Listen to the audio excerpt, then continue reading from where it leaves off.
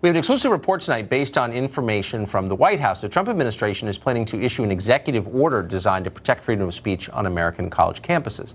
Public schools are supposed to protect the First Amendment by definition. It's in the Bill of Rights. But increasingly, they trample on it with impunity in order to protect the sanctity of their dogma. Now, the administration's executive order will allow every federal agency to deny grants to public colleges and universities if they are found to contravene the First Amendment, if they're hostile to free speech. Amen. The other half of the executive order will do something different. It will help protect students from economic exploitation. Currently, there are countless programs that charge students a lot in tuition, but offer no reasonable job prospects in return. Schools know that, of course, but students don't know it a lot of the time. Now the administration will require all public colleges to make that information public. Every program will have to disclose what its graduates actually earn. Then students can decide whether a degree is worth it or it's a scam, as so many degrees are. Student loans are still the biggest problem for young people in this country, and more will have to be done to fix that.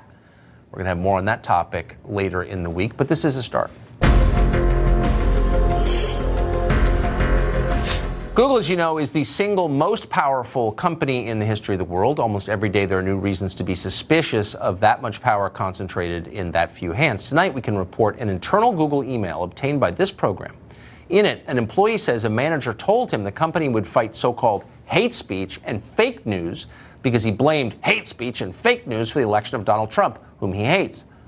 Other leaked internal documents reveal that a Google vice president banned a Christian video from advertising on YouTube because it promoted conventional marriage. So while Google tramples your freedoms here in the United States, Google enhances the power of tyrants abroad. Last week, testifying before Congress, General Joseph Dunford accused Google of empowering China by doing research work over there while simultaneously refusing to support America's own Department of Defense. Hard to believe that's true, but it is. Harmeet Dhillon is an attorney, and she joins us tonight. Harmeet, thanks very much for coming on. To the second point first, Google helping China really are the only global rival we face, but refusing to help the Department of Defense. Am I overstating that? No, not at all, Tucker, and it's actually even worse than that. A lot of people don't understand that to do business in China, you have to agree to basically be in bed with the Chinese government. You have to keep your data in your business over there in China. You have to respond to their data requests, and you have to, have them looking over your shoulder and everything you do, and perhaps taking a stake of what you have. And so on top of that, China has its own sort of government-run business operations, and those are staffed with and owned by the children and the princes of the people who are in power in China. So there's no doing business in China without being intertwined closely with the Chinese government, and that's what Google is doing. So I just want to digress because I can't control myself. If Google really has a chokehold on all information in English, okay, Google has a demonstrated political bias, which is overwhelming. Absolutely. They're banning things they don't like. How can we believe that the 2020 election is going to be fair? You would be naive, in fact, I would say stupid to believe that. I think there's ample evidence, even going back to a couple of years ago, I filed this lawsuit, as you know, against Google. And even then, similar documents to the one that you mentioned in that email, Google has been punishing conservatives and hounding them out and criticizing people who support anything conservative for a couple of years, ever since the election, actually. So it's been almost 3 years now.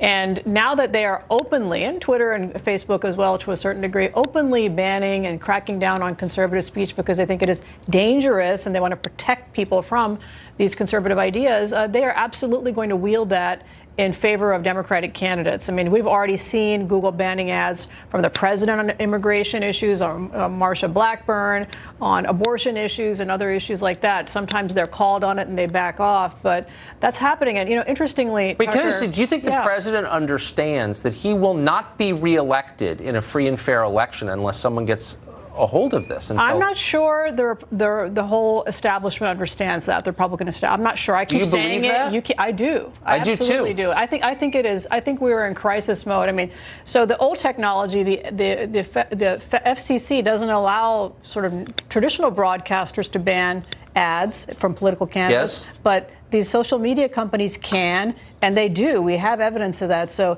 if we allow this to continue, if we allow this to happen in 2020, it is game over for conservatives in this country and for competition in our politics. They act like it's just, we're going to let the free market do its thing. No, there's nothing free about this. This is a company collaborating with our enemies, stifling political speech, And we will not have a fair election unless someone does something. That's right. And the think tanks and the conservatives who say that this is free market, they're getting contributions from Google and big tech. It's disgusting. And I don't think anyone's done more on this than you have, and I appreciate that. Thanks, Thank Tucker. you. Harmeet, Dhillon, great to see you.